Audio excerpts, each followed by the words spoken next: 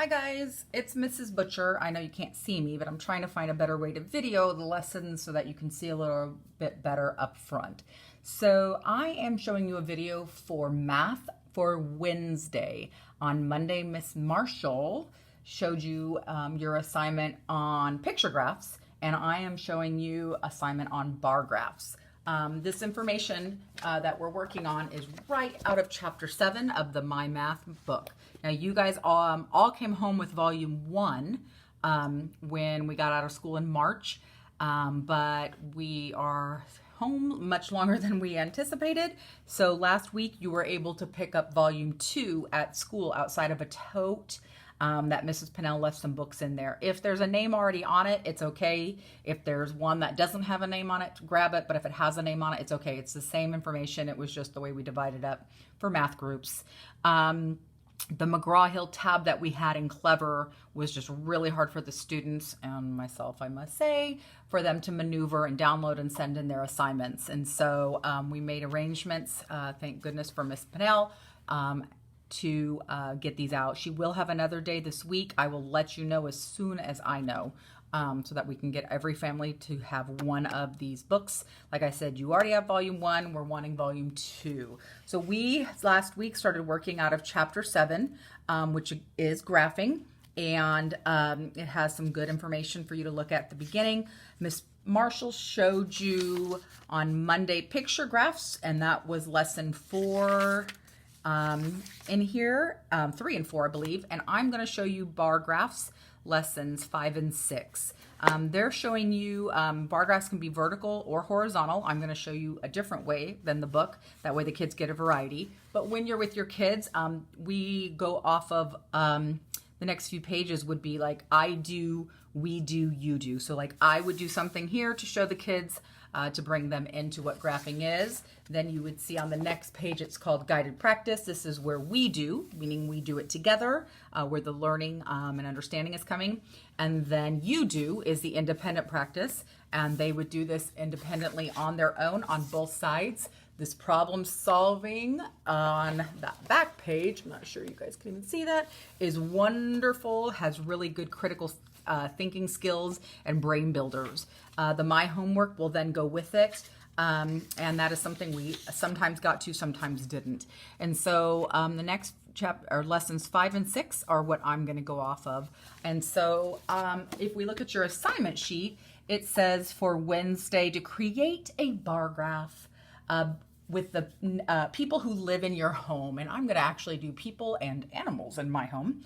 And so the first thing it says to do is to list it. So I've just grabbed a piece of notebook paper, and I'm going to list the people, and mine is also animals, in my home. So I've got myself, my husband, my daughter, and she's home from college, Alexis here, Thor, my big dog that many of you know and have seen, but we did add a family member, a little girl puppy named Vici, and we did add a turtle who lives outside, so I'm still going to count it, and his name is Melvin. So these are the family members and animals, I'll consider them family, who live at our house. And the next thing I'm going to do is I'm going to count the number of letters in each of the names. So I've got 4, Glenn's got 5, Tessa also has 5, 1, 2, 3, 6 for Alexis, 4 for Thor, and Vici is 3 and 3, so 6, and Melvin 1, 2, 3, oh, another 6. So I can already tell 6 has got a lot. And so here are, and I can take a look and I can notice that.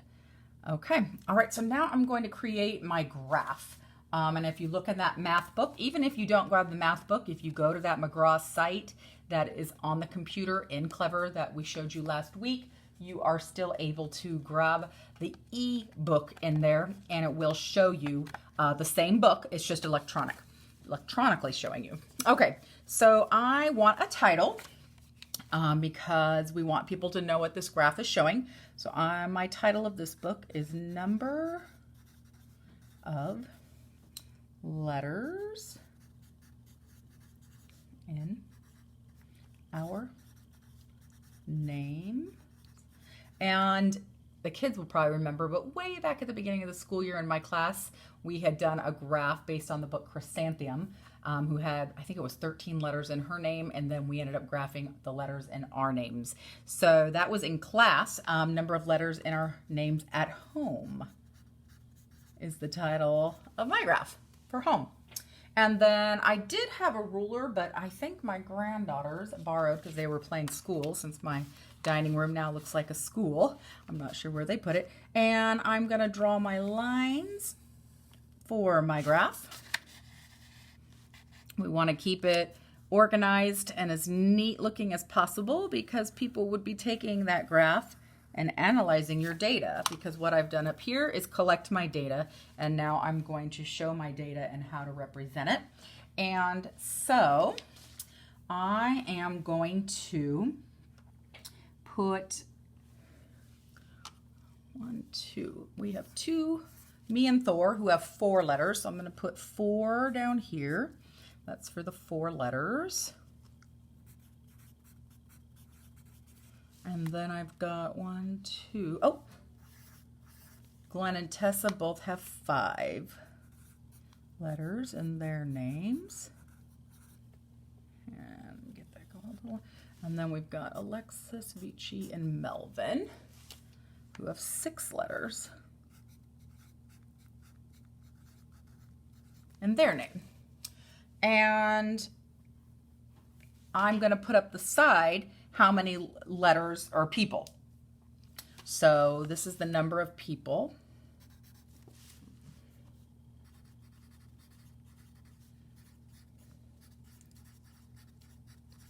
I guess I can put /animals.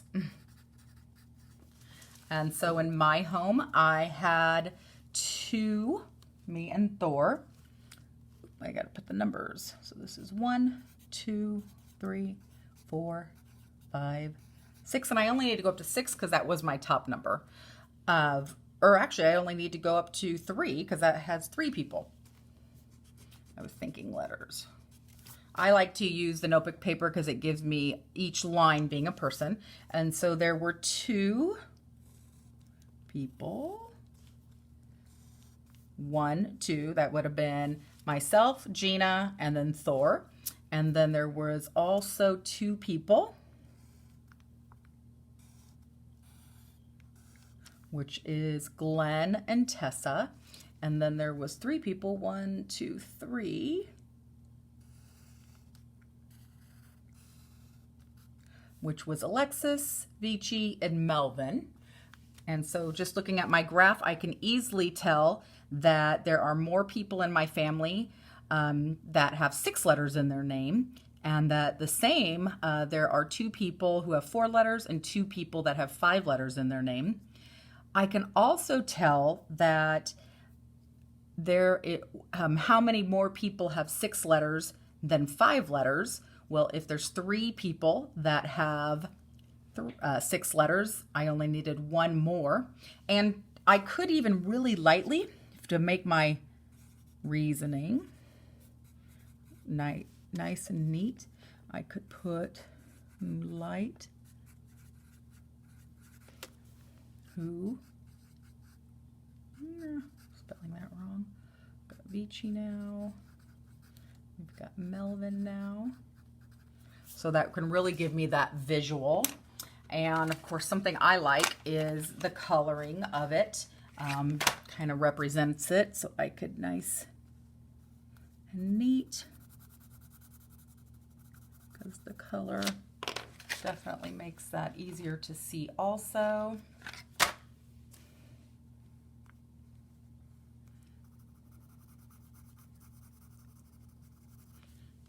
And maybe I'll pick a blue. I don't have anything like a blue.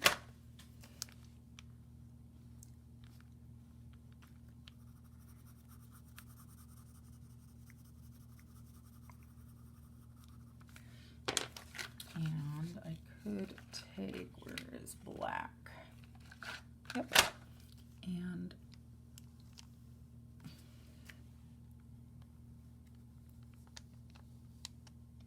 really show my lines that way also. And that is my graph of the number of letters of our names. And by looking there, we can definitely, when we color it, see the difference.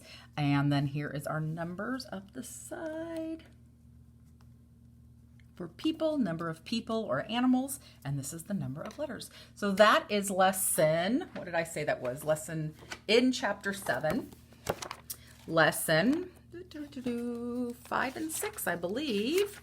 Yep, making bar graphs. Lessons 5, there were 2 lessons on it, and lesson 6, how to read those bar graphs. So that is something you could do extra to go along with this. So what I do need to do is I need to take a picture of this, and I need to send that in to myself, or if you're in Miss Marshall's class, send that to show that you have done it. So graphing is always so fun to do. I really enjoy it. I hope you do too. Thank you. See you next time.